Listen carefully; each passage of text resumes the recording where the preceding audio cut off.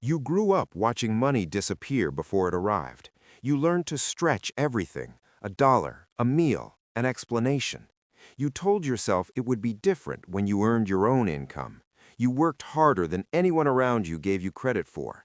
And then, somehow, you ended up right back where you started. The system that kept you alive as a child is now bleeding you dry as an adult. Growing up without financial stability creates more than memories. It creates a set of operating instructions, instructions your nervous system still runs.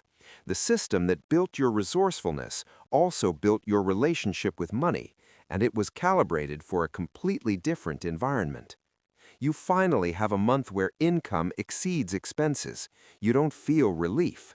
You feel something closer to dread, like you're waiting for the floor to fall out. So you spend the buffer down almost without deciding to. Now the anxiety is gone, and so is the money. But there is something underneath this that nobody addresses directly. Here is what makes it worse. The behaviors that drain your account weren't invented by carelessness. They were trained by experience. Spending money quickly was the correct move in a house where bills arrived unpredictably. Avoiding savings was logical when there was nothing to save. The behavior that looks like failure now was once a perfectly calibrated solution. Here's the part nobody warns you about. You don't experience this as fear operating. You experience it as common sense. Saving feels like gambling on a future that might not arrive. Spending feels like solving a real problem, right now. The logic is internally consistent. It's running on old data.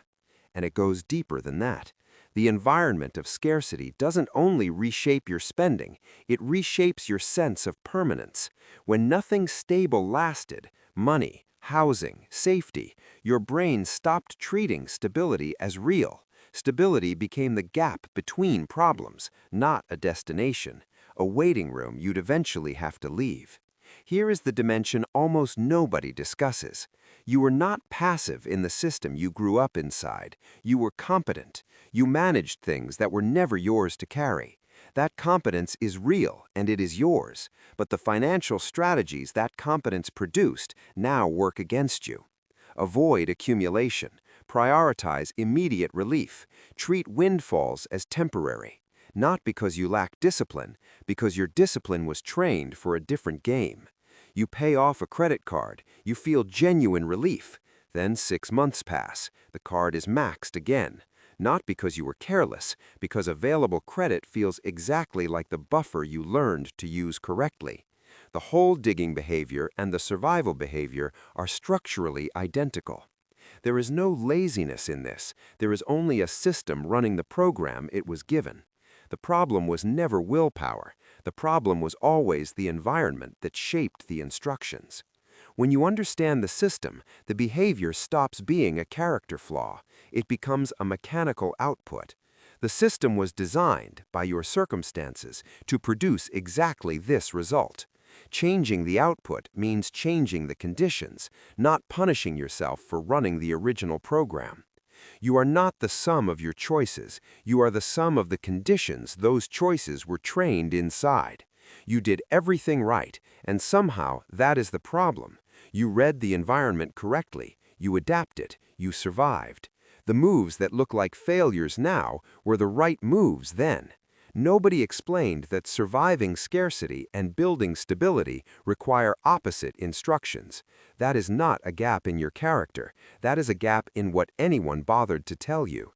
The system handed you the wrong map. You followed it precisely. There is nothing to be ashamed of in that. Rule 1. The financial system rewards stability. Scarcity teaches you stability is an illusion.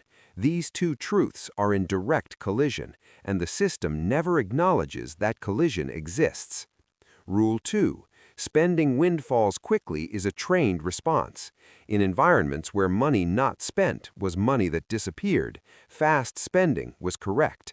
The behavior is a signal, not a character verdict. Rule 3. Wealth building is not primarily about earning more. It is about creating conditions that allow long-term thinking. Those conditions were never handed to you. Building them is the actual work. You didn't inherit wealth, you inherited a system. And systems can be examined, they can be understood.